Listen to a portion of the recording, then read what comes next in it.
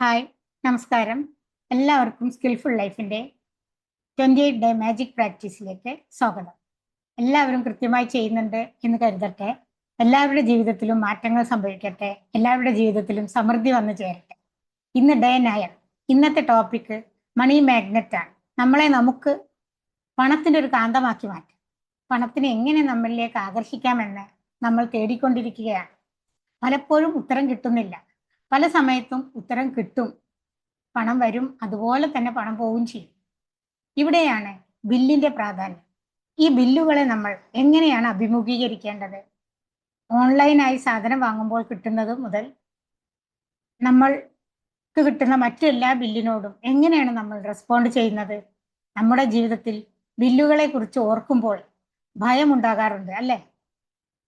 Bill എന്ന് പറയുമ്പോൾ സ്കൂളിലെ കുട്ടികളുടെ ബില്ല്, പിന്നെ phone bill, current bill, water bill, അങ്ങനെ നോക്കുമ്പോൾ ധാരാളം ബില്ലുകൾ വരാറുണ്ട്. പക്ഷെ ഓരോ ബില്ലിനെ കുറിച്ച് ഓർക്കുമ്പോൾ നമ്മുടെ നെഞ്ച് പടപടാന്ന് പടക്കും അല്ലെ?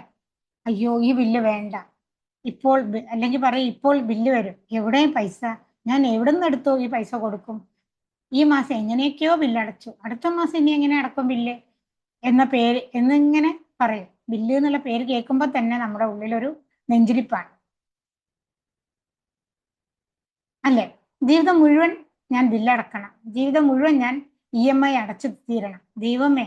അതായത് നെഗറ്റീവ് ആയിട്ടുള്ള ഒരു ഫീലിംഗ് ആണ് ബില്ലിനെ കുറിച്ച് കേൾക്കുമ്പോൾ തന്നെ നമുക്കുണ്ടാവുന്നത് അല്ലേ? അത് നമ്മുടെ ഉള്ളിൽ മണി ബ്ലോക്ക് സൃഷ്ടിക്കും. പണം നിങ്ങളിലേക്ക് ആകർഷിക്കണമെങ്കിൽ, പണത്തെ ആകർഷിക്കുന്ന ഒരു കാന്തമായി നിങ്ങൾ മാറണമെങ്കിൽ ബില്ലിനെ കുറിച്ചുള്ള ബ്ലോക്ക് ആദ്യം മാറ്റിയെടുക്കണം. ഇന്നത്തെ 9-ാം ദിവസം നമ്മൾ അത് മാറ്റിയെടുക്കാൻ പോവുകയാണ്. നമ്മളിലേക്ക് പണം ഒഴുകണമെങ്കിൽ നിങ്ങളുടെ മനസ്സിൽ നിന്ന് ആ ബ്ലോക്ക് മാറണം. ആദ്യം മനസ്സുകൊണ്ട് നമ്മുടെ അടുത്തേക്ക് പണം ഒഴുകണം.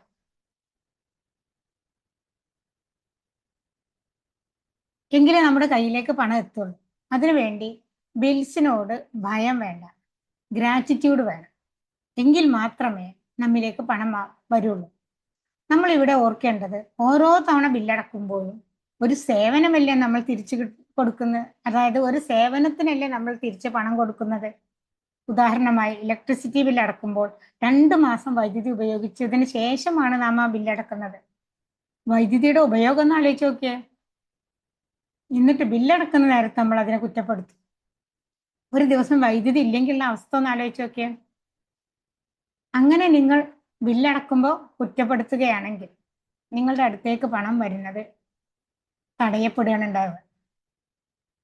പലപ്പോഴും ആളുകൾ പറയാറുണ്ട്, ബില്ല് വന്നു, പണി കിട്ടി, എത്രയാണ് ഈ മാസത്തെ ചെലവ്, ബില്ലടച്ച് മടുത്തു, എങ്ങനെ അടക്കും?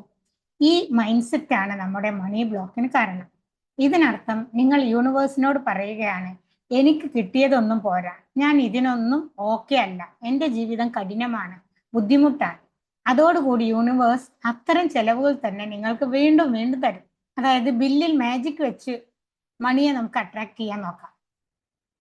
9-ാം ദിവസം നമ്മൾ പഠിക്കുന്നത് എന്തുകൊണ്ടാണ് സമ്പന്നർക്ക് വീണ്ടും വീണ്ടും പണം വന്നു ചേരുന്നത്.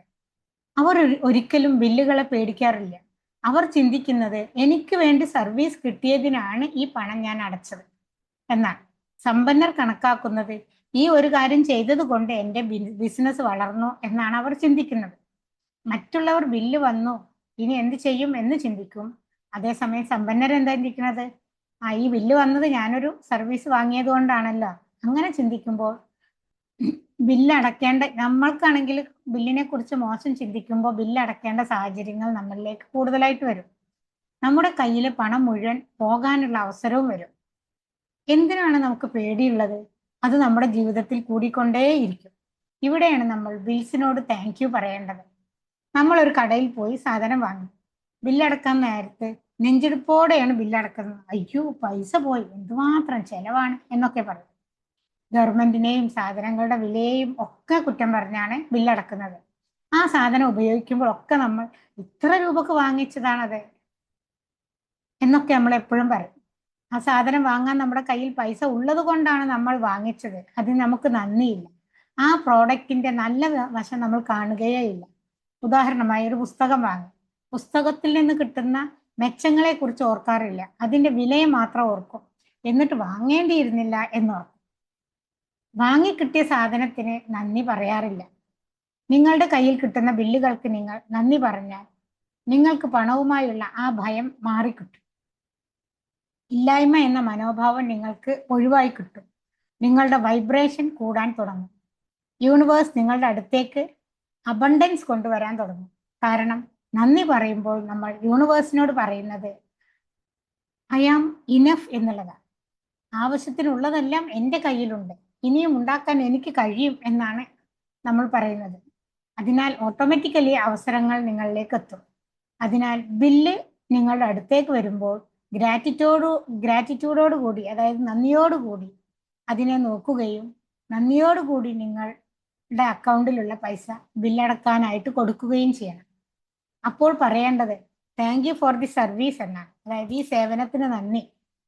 ഒരു ബില്ല് കയ്യിൽ കിട്ടുമ്പോൾ നമ്മൾ നേടിയ സർവീസിനുള്ള പ്രതിഫലമാണ് നമ്മൾ കൊടുക്കുന്നത് എന്നൊരു ഓർമ്മ നമുക്കുണ്ടാവണം. അതുകൊണ്ട് അങ്ങനെ ഓർമ്മ ഉണ്ടാവുമ്പോൾ എനിക്ക് സർവീസ് കിട്ടാൻ സഹായിച്ചതിന് നന്ദി എന്ന് ആ ബില്ലിനോട് നമുക്ക് പറയാനും കഴിയും. അതുകൊണ്ട് എന്നും ഇനി ബില്ല് കാണുമ്പോൾ വളരെ നന്ദിയോടുകൂടി ബില്ലിനെ നോക്കുകയും നന്ദിയോടുകൂടി ബില്ല് അടക്കുകയും ചെയ്യുക. അറിയാം എന്ന എനർജി നിങ്ങളിൽ നിന്ന് പോകും. അഭിവൃദ്ധിയുടെ എനർജി നിങ്ങളിലേക്ക് എത്തും ചെയ്യും. അതിനാൽ സ്ഥിരമായി ബില്ല് വരുമ്പോൾ എല്ലാം നന്ദിയോടുകൂടിയും സന്തോഷത്തോടു കൂടിയും ആ ബില്ല് അടക്കുക. അങ്ങനെ ചെയ്താൽ മാത്രമേ പണം വർദ്ധിക്കുകയുള്ളൂ. ഈ പണം എന്ന് പറയുന്നത് നമ്മുടെ ശ്വാസം പോലെയാണ്.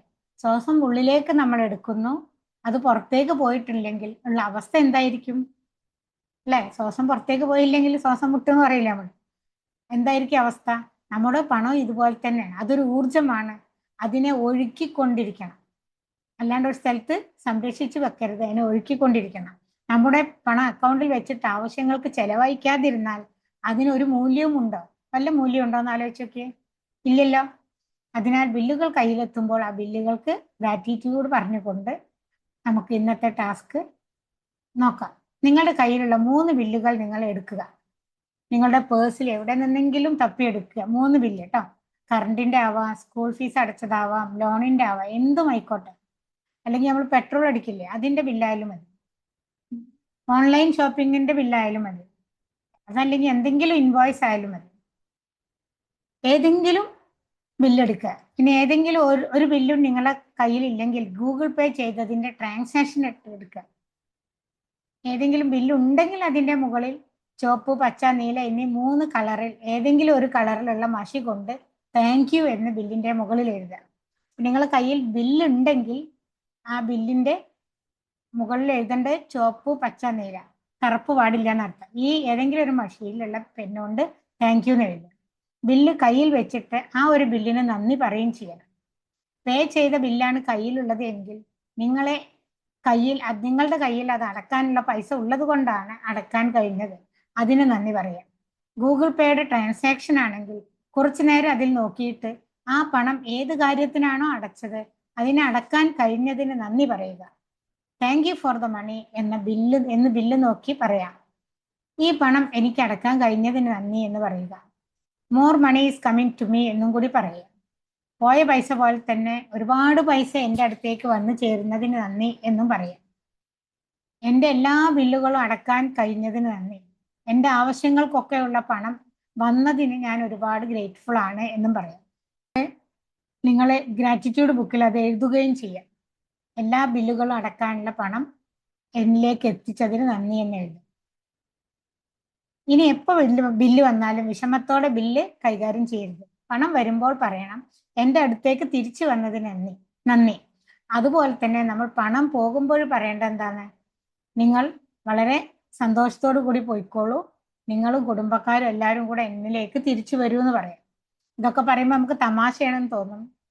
തമാശയല്ല, ഇതൊക്കെ കൃത്യമായിട്ട് വർക്ക് ചെയ്യുന്നതാണ്. കാരണം പണം എന്ന് പറഞ്ഞ എനർജിയാണ്. നമ്മൾ ഫിസിക്സിന്റെ തിയറി പ്രകാരം ഈ ലോകത്ത് എനർജി മാത്രമേ ഉള്ളൂ അല്ലെ? എല്ലാ വസ്തുക്കളും ഉണ്ടാക്കിയിട്ടുള്ള ആറ്റം കൊണ്ടാന്നൊക്കെ പറഞ്ഞ് നമ്മൾ പഠിച്ചിട്ടുണ്ടല്ലോ. ആറ്റത്തെ ഡിവൈഡ് ചെയ്യുകയാണെങ്കിൽ എന്താണ്? അതിന്റെ ഉള്ളിലെ എനർജി മാത്രമേ ഉള്ളൂ. അപ്പൊ പണം വരുമ്പോഴും പോകുമ്പോഴും നമ്മൾ സന്തോഷിക്കണം എന്ന് അർത്ഥം. എൻ്റെ അടുക്കലേക്ക് ഇരട്ടിയായിട്ട് പണം വരണം എന്ന് മനസ്സിൽ വിചാരിച്ച് സന്തോഷത്തോടെ കൊടുക്കുക ആർക്കെയും കൊടുക്കുമ്പോൾ. അപ്പൊ നിങ്ങളുടെ അടുത്തേക്ക് പണം വരാൻ നിങ്ങൾ സ്വയം പണത്തിന്റെ കാന്തമായി മാറണം. ബില്ലുകൾ ഒരിക്കലും നമ്മെ ഭയപ്പെടുത്താനല്ല, നമ്മെ പിന്തുണക്കാനാണ് ബില്ലുകൾ നമ്മളുടെ അടുത്തേക്ക് വരുന്നത്. അതായത് മൊബൈലിൽ നമ്മൾ പണം അടക്കുമ്പോൾ ആ മൊബൈൽ ഉപയോഗിച്ച് എന്തോരം കാര്യങ്ങൾ നമ്മൾ ചെയ്യുന്നുണ്ട്. ഇന്റർനെറ്റിന് പണം അടക്കുമ്പോൾ ഇന്റർനെറ്റിന്റെ സഹായത്തോടെ നമുക്ക് എത്ര ഉപയോഗങ്ങൾ കിട്ടി. വെള്ളത്തിന് പണം അടക്കുമ്പോൾ വെള്ളം ഇല്ലെങ്കിലുള്ള അവസ്ഥ ആലോചിച്ചിട്ട് ഈ വെള്ളം കിട്ടിയത് കൊണ്ടുള്ള മെച്ചങ്ങൾ ആലോചിക്കുക. കറണ്ടിന് പണം അടക്കുമ്പോഴൊക്കെ അങ്ങനെ ആലോചിച്ചിട്ട് നന്ദി പറയാം. മെഡിക്കൽ ബില്ലിൽ പണം, അതായത് ഹോസ്പിറ്റലിൽ പണം അടക്കുമ്പോഴൊക്കെ നമുക്ക് വല്ലാത്ത സങ്കടം ഉണ്ടാവും അല്ലേ? അപ്പോഴും നമ്മൾ ആലോചിക്കേണ്ടത് എന്താണ്? എൻ്റെ ആരോഗ്യം സംരക്ഷിക്കാൻ കഴിഞ്ഞതിന് നന്ദി. ഇതെല്ലാം പണം കൊണ്ടാണ് നടന്നത്. ഇന്ന് തൊട്ട് തന്നെ നിങ്ങളുടെ എല്ലാ ബില്ലിനും സ്നേഹം കൊടുക്കുക. എന്നിട്ട് മണി നിങ്ങളുടെ അടുത്തേക്ക് വരുന്നുണ്ടോ എന്ന് ശ്രദ്ധിക്കുക. അപ്പൊ ഞാൻ പറഞ്ഞത് നിങ്ങൾ ഒട്ടും വിശ്വാസമില്ലെങ്കിലും ചെയ്യുക. എന്നിട്ട് എന്ത് ചെയ്യണം? നിങ്ങളൊന്ന് വാച്ച് ചെയ്യുക, നിങ്ങളുടെ അടുത്തേക്ക് പണം വരുന്നുണ്ടെന്ന്. ഒറ്റ ദിവസം കൊണ്ടൊന്നും ആവില്ല, കുറച്ച് ദിവസങ്ങൾ തുടർച്ചയായിട്ട് ചെയ്യുക, ഒരു മാസമൊക്കെ ചെയ്യും. ഇന്നത്തെ വീഡിയോന്റെ comment I am a money magnet എന്ന് ടൈപ്പ് ചെയ്യുക. അവസാനം രാത്രി കിടക്കുമ്പോൾ നിങ്ങൾക്ക് അന്ന് കിട്ടിയ അനുഗ്രഹങ്ങളെ മനസ്സിൽ ഓർക്കുക. ഏറ്റവും നല്ല അനുഗ്രഹം ജേണലിൽ എഴുതുക. കമന്റ് എഴുതാൻ മറക്കരുത്. അതായത് രാത്രി കിടക്കുമ്പോൾ നമ്മുടെ ഗ്രാറ്റിറ്റ്യൂഡ് റോക്ക് പിടിച്ചിട്ട് വേണം അന്നത്തെ അനുഗ്രഹങ്ങൾ ഓർക്കാൻ. അപ്പൊ നിങ്ങൾ ഈ വീഡിയോ കൃത്യമായിട്ട് തെറ്റാതെ ചെയ്യുക, ഓരോ ദിവസവും ചെയ്തുകൊണ്ടിരിക്കുക. അഥവാ നിങ്ങൾക്ക് എന്തെങ്കിലും ചെയ്യാൻ പറ്റിയില്ലെങ്കിൽ വീണ്ടും ഡേ 1 മുതൽ തുടങ്ങുക. നിങ്ങൾക്ക് ഒറ്റയ്ക്ക് ചെയ്യാൻ പറ്റിയില്ലെങ്കിൽ നമ്മുടെ വീഡിയോന്റെ കമന്റിലെല്ലാം കമ്മ്യൂണിറ്റിയുടെ ലിങ്ക് ഉണ്ട്. ആ കമ്മ്യൂണിറ്റിയിൽ ജോയിൻ ചെയ്തിട്ട് നിങ്ങൾക്ക് ഒരു കൂട്ടം ആളുകളുടെ കൂടെ ഇത് ചെയ്യാൻ സാധിക്കും. Thank you. അടുത്ത വീഡിയോയിൽ കാണാം.